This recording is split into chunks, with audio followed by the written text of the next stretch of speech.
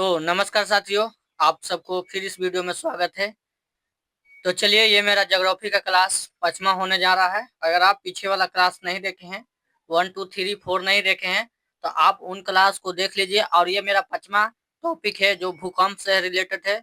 आपके सभी एग्जाम में आने के चांसेस ज्यादा है। वैसा ऑब्जेक्टिव क्वेश्चन आपके लिए लाए हैं। सब एमसीक्यू यानी पूछे गए प्रश्न है, और आगे पूछे जाने वाले भी प्रश्न हम इसमें शामिल किए हैं। तो चलिए शुरू करते हैं क्लास। क्लास शुरू करने से पहले अगर चैनल पर नए हैं तो चैनल को सब्सक्राइब कर लीजिए और लाइक करके अपना प्रेजेंटेशन दिखाइए कि हम यहाँ पे आपके सामने भिड़े हुए हैं आपके टेस्ट में। तो चलिए, यहाँ पे आपको लिया जा रहा है टेस्ट, और आपको 5 सेकेंड के अंदर आपको जवाब देना है। उसी उसी क्षण उसी वक्त आपको 5 सेकेंड के अंदर उस पे कमेंट करना है। तो चलिए शुरू करते हैं। अभी तक अगर टेलीग्राम चैनल मेरा ज्वाइन नहीं किए हैं तो वहाँ पे कर लीजिए। वहाँ पे आपको फ्री में पीडीएफ प्रोवाइड हो जाएगा। आप लोग जाइए, चैप्टर बाय चैप्टर वहाँ से आप पीडीएफ प्रोवाइड कर सकते हैं। चलिए तो शुरू करते हैं क्लास। आज का टॉपिक है मेरा यहाँ पे। आज का टॉपिक है, देखिए यहाँ पे, यूपीएससी बीपीएससी एसएससी आज जितना आरआरबी अनदर एग्जाम भूकंप से संबंधित आपके लिए 20 प्रश्न लाए हैं महत्वपूर्ण, जो आपके एग्जाम में पूछे जाने की संभावना ज्यादा है। तो चलिए शुरू करते हैं अपना क्लास। तो यहाँ पे देखिए, पहला प्रश्न पूछ रहा है, भूकंप किस कारण से होता है। दोस्तों, भूकंप है जो किस कारण से होता है। चलिए दोस्तों, आपके ऑप्शन ए में है वायुमंडलीय दाब से, ऑप्शन बी में ज्वालामुखी विस्फोट से, ऑप्शन सी में पृथ्वी की टेक्नोप्लेट की गति से, ऑप्शन डी में है समुद्र की लहरों से। चलिए, किस कारण से भूकंप आता है दोस्तों। आप लोग, आपके पास है मात्र 5 सेकेंड। किस कारण से आता है भूकंप, आप लोग बताइए। आपको मिलता है मात्र 5 सेकेंड। चलिए बताइए।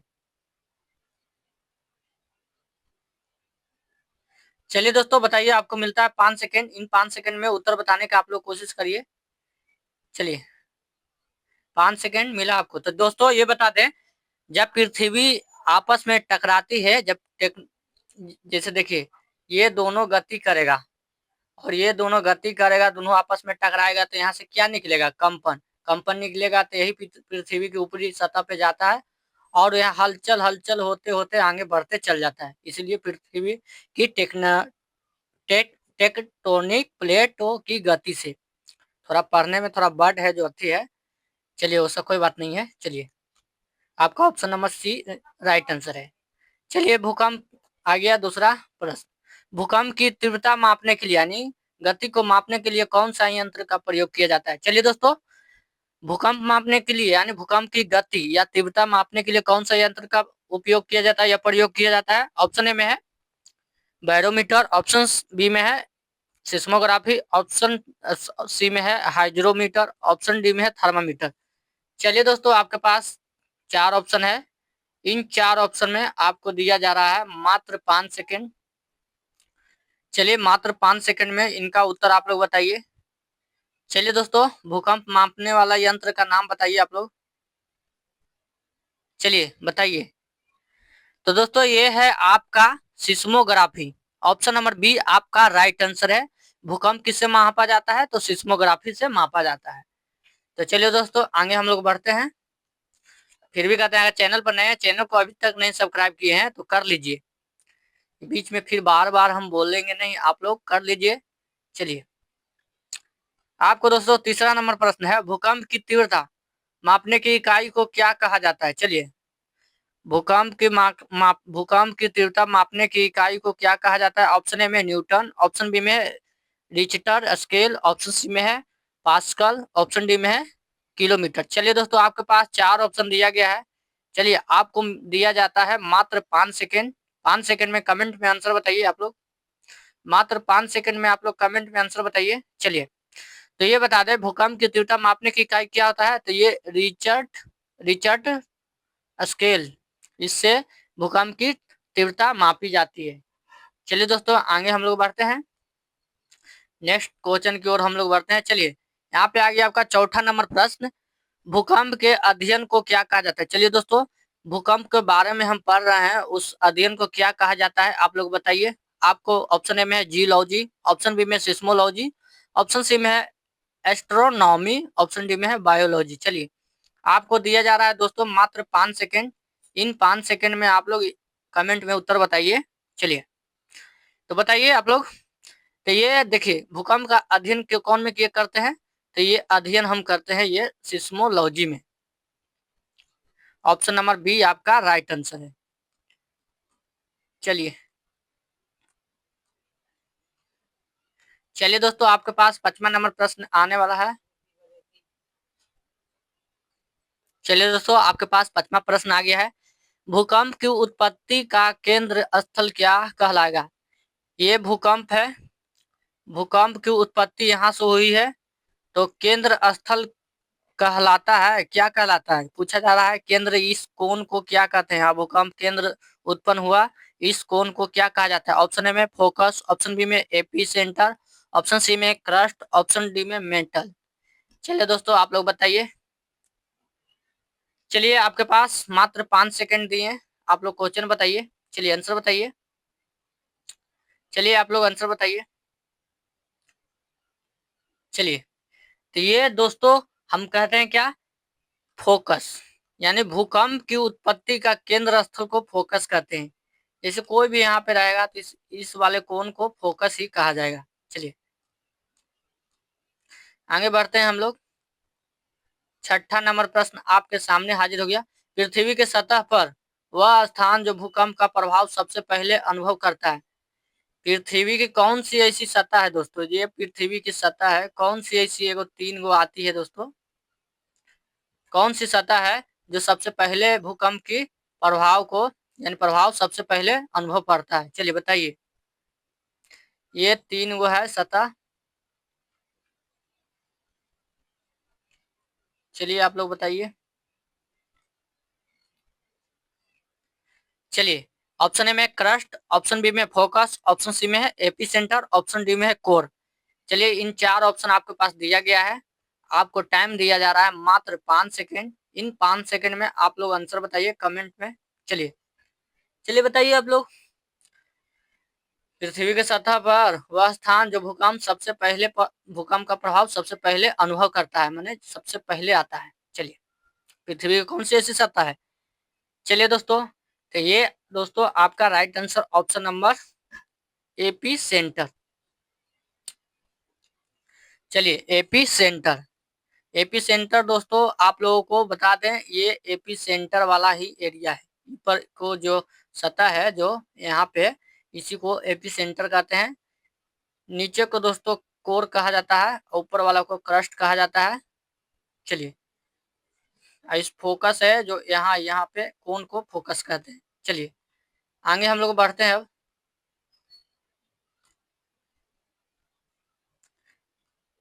चलिए दोस्तों आगे आपके पास 7वां नंबर प्रश्न। चलिए 7वां नंबर प्रश्न आपके सामने आ गया, पहले पढ़ने का प्रयास करिए। रिएक्टर स्केल, रिएक्टर स्केल पर तीव्रता कितनी होती, कितनी हो तो विनाशकारी माना जा सकता है या मानी जाती है? चलिए दोस्तों यहाँ पे रिएक्टर स्केल पर भूकंप की कितनी तीव्रता होती है तो विनाशकारी मानी जा सकती है? ऑप्शन ए में 2 से लेकर 3 तक, ऑप्शन बी में 4 से लेकर 5 तक, ऑप्शन सी में 6 से लेकर 7 तक, ऑप्शन डी में 7 से लेकर 7 या अधिक। चलिए आपके पास 4 ऑप्शन दिया गया है, आपको दिया जा रहा है टाइम मात्र 5 सेकेंड। इन 5 सेकेंड में आप लोग कमेंट में उत्तर बताइए। चलिए दोस्तों बताइए आप लोग। तो ये आपका right answer option number D 7 से अधिक होगी तभी माना जाएगा कि ये भूकंप की अधिक तीव्रता विनाशकारी तीव्रता है। चलिए विनाशकारी भूकंप है। चलिए 8वां नंबर प्रश्न आपके पास हाजिर हो गया है। भारत में सबसे अधिक भूकंप किस क्षेत्र में आता है? चलिए चलिए दोस्तों भारत में सबसे ज्यादा, चलिए चलिए बताइए आप लोग कौन से क्षेत्र में ज्यादा आता है? ऑप्शन ए में राजस्थान, ऑप्शन बी में है उत्तर पूर्वी राज्य, ऑप्शन सी में है मध्य भारत, ऑप्शन डी में है दक्षिण भारत। चलिए दोस्तों बताइए आप लोग। चलिए चलिए बताइए आप लोग। तो ये आपका चलिए आपको मिला 5 सेकेंड। इन 5 सेकेंड में आप लोग उत्तर बताने का कोशिश करिए। चलिए चलिए दोस्तों बताइए। चलिए दोस्तों बताइए आप लोग।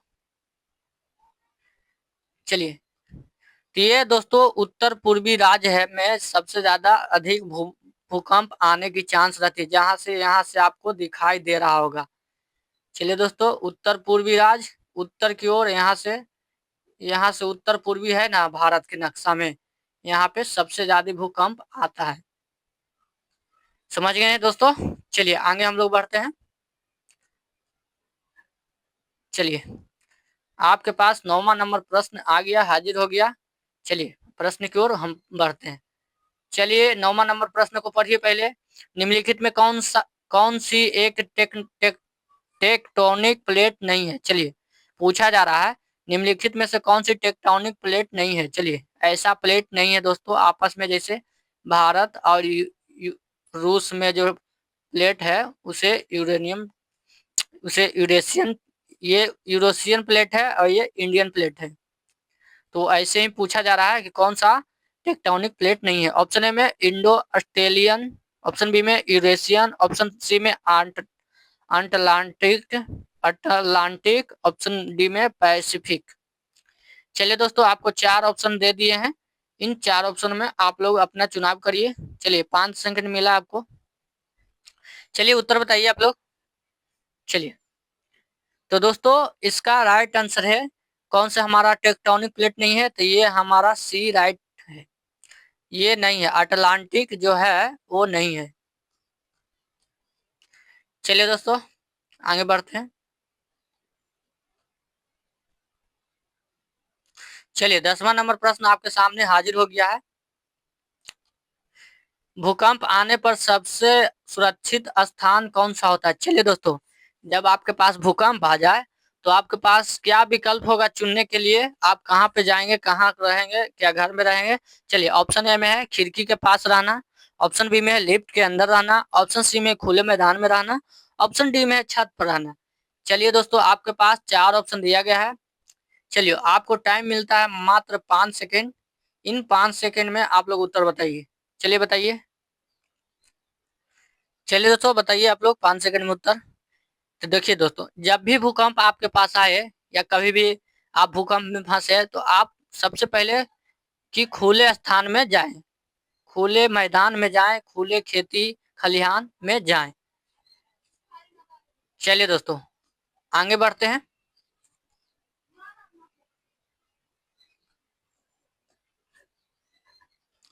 चलिए दोस्तों 6ठा नंबर प्रश्न आपके पास हाजिर हो गया है। भूकंप से बचने के लिए हमें कहाँ नहीं जाना चाहिए। भूकंप से बचने के लिए हमें कहाँ नहीं जाना चाहिए। चलिए आपको कहा जा रहा है जब भूकंप से बचने के लिए हमें कहाँ नहीं जाना चाहिए। ऑप्शन ए में खुले स्थान में, ऑप्शन बी में मजबूती मेज के नीचे, ऑप्शन सी में लिफ्ट में, ऑप्शन डी में सीढ़ियों के नीचे। चलिए दोस्तों आपको पूछा जा रहा है भूकंप से बचने के लिए हमें कहाँ नहीं जाना चाहिए। हमको भूकंप में मरना है तो हमको कहाँ रहना पड़ेगा, आप लोग बताइए। चलिए दोस्तों ये भूकंप आया, ये आदमी था और ये सोच रहा है कि हम खुले मैदान में नहीं जाएंगे। ये खुले मैदान में नहीं जाने के लिए कहता है कहाँ रहेगा। तो अब तो दोस्तों ये रहेगा, आपको भूकंप से बचना नहीं चाहते हैं तो ये रहेगा दोस्तों, आप लोग बताइए। तो ये रहेगा दोस्तों आपको लिफ्ट के अंदर, यानी जब भी अगर भूकंप आए तो घर ढह जाए तो लिफ्ट के अंदर रहेगा तो ये मर जाएगा। ऐसा एक क्वेश्चन यहाँ पे पूछा जा रहा है। चलिए चलिए दोस्तों आगे हम बताते हैं। आगे प्रश्न आपका हाजिर है। चलिए चलिए आपके पास 17 नंबर प्रश्न आ गया। चलिए दोस्तों 17 नंबर प्रश्न का उत्तर बताने का कोशिश करिए। चलिए भूकंप आने पर बिजली का लाइन टूट जाए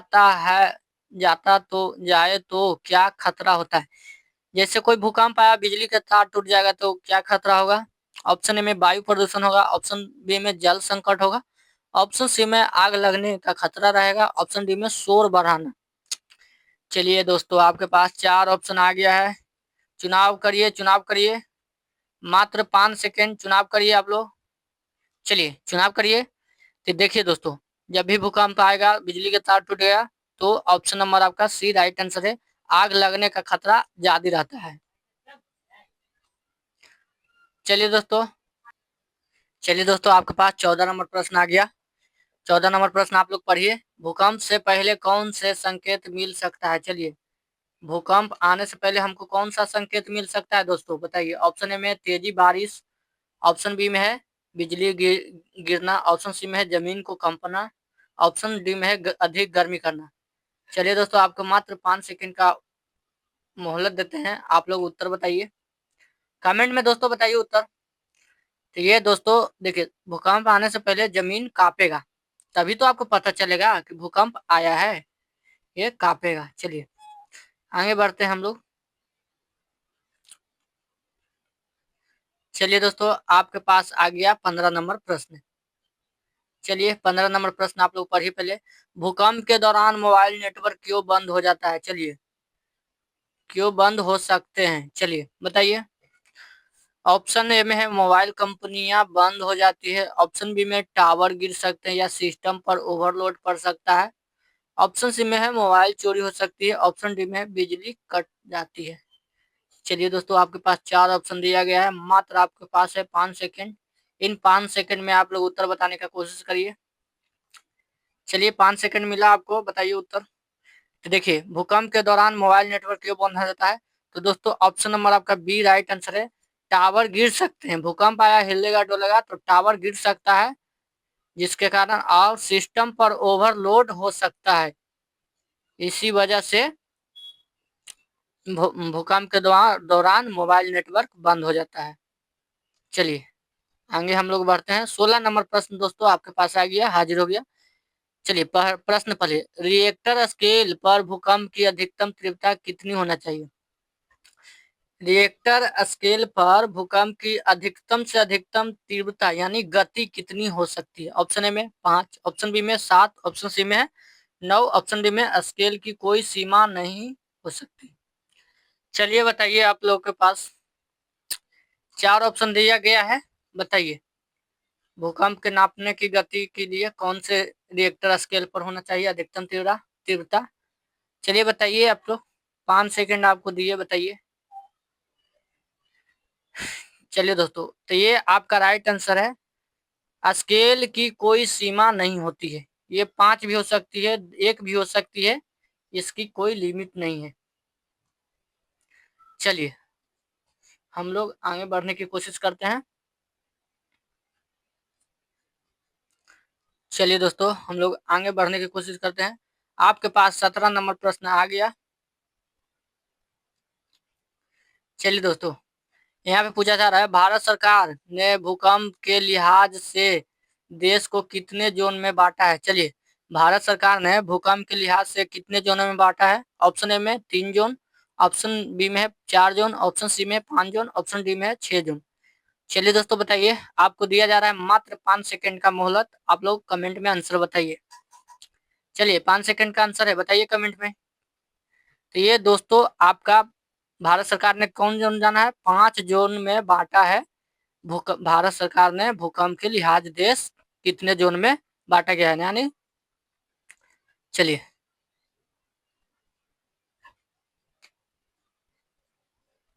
भूकंप से सबसे अधिक खतरा किस प्रकार की इमारतों को होती है? चलिए यहाँ पे पूछा जा रहा है, भूकंप आने पर कौन से घर को खतरा हो सकती है? ऑप्शन ए में कंक्रीट से बनी मकान, ऑप्शन बी में लकड़ी से बनी मकान, ऑप्शन सी में मिट्टी से बनी मकान, ऑप्शन डी में स्टील से बनी मकान। चलिए आपके पास मात्र चार ऑप्शन है। इन चारों ऑप्शन में आपके पास मात्र 5 सेकंड के लिए हम आप लोगों को मोहलत देते हैं, आप लोग कमेंट में बताइए उत्तर। तो दोस्तों ऑप्शन नंबर आपका सी राइट आंसर है। मिट्टी से जब बनेगा, अगर भूकंप आएगा तो वो पहले ढहने की चांस है, यानी पहले गिरने की चांस है। चलिए आगे हम लोग बढ़ते हैं। चलिए दोस्तों आगे हम लोग बढ़ते हैं। चलिए 19वां नंबर प्रश्न आपके पास हाजिर हो गया है। पढ़ने का कोशिश करिए। यहाँ पे सुनामी किसके कारण आती है दोस्तों? सुनामी किसके कारण आती है? ऑप्शन नंबर ए वायु के दबाव से, ऑप्शन नंबर बी समुद्र के नीचे भूकंप से, ऑप्शन नंबर सी वर्षा से, ऑप्शन नंबर डी चंद्रमा के गुरुत्व से। चलिए दोस्तों बताइए आप लोग, आपके पास 4 ऑप्शन दिया गया है सुनामी किसके कारण आता है। चलिए मात्र आपके पास 5 सेकंड है। चलिए चलिए दोस्तों आंसर बताइए, सुनामी किसके कारण आता है? तो ये इसमें आपका राइट आंसर है दोस्तों ऑप्शन नंबर बी, समुद्र के नीचे जब भूकंप होता है तभी ऊपर सुनामी की लहरें उठ जाती है। चलिए दोस्तों आज का लास्ट प्रश्न, भूकंप के समय प्राथमिक लहरें की गति कैसी होती, यानी पी वेव की गति कैसी होती है? ऑप्शन नंबर ए में धीमी, ऑप्शन नंबर बी में मध्यम, ऑप्शन नंबर सी में तेज, ऑप्शन नंबर डी में स्थिर। तो अगर आप हमारे सारे क्लास करते हैं तो आप हमारे 20 नंबर प्रश्न के बारे में जान गए होंगे। ये क्या रहता है दोस्तों, ये आप लोगों के लिए ही रहता है HW। इसको आप लोग कमेंट में बताइए कि तेज, माध्यम, तेज, स्थिर के बारे में बताइए। भूकंप समय प्राथमिक लहर की गति के बारे में बताइए। चलिए और जाते जाते दोस्तों एक और काम है आप लोगों से, चैनल पर नए हैं तो चैनल को सब्सक्राइब कर दीजिए, और लाइक नहीं किए हैं तो लाइक कर दीजिए, और शेयर नहीं किए हैं तो शेयर कर दीजिए अपने दोस्तों और रिलेटिव के साथ। तो आज के लिए बस इतना ही रहता है दोस्तों, आज के लिए बस इतना ही। धन्यवाद। आइए हमारे नेक्स्ट वीडियो में देखिए, कल बनाते हैं हम नेक्स्ट वीडियो में, आइए हमारे। तो आज के लिए बस धन्यवाद। कैसा लगा आप लोग पूरा रिप्लाई दें कि आप कितना सही कर पाए या कितना गलत कर पाए, ये आप लोग रिप्लाई दीजिए। चलिए दीजिए, अभी दीजिए, कमेंट में दीजिए कि हम कितना सही कर पाए कितना गलत कर पाए, गिनिए पहले। तो चलिए आज के लिए इतना ही रहते हैं, कमेंट जरूर करना है।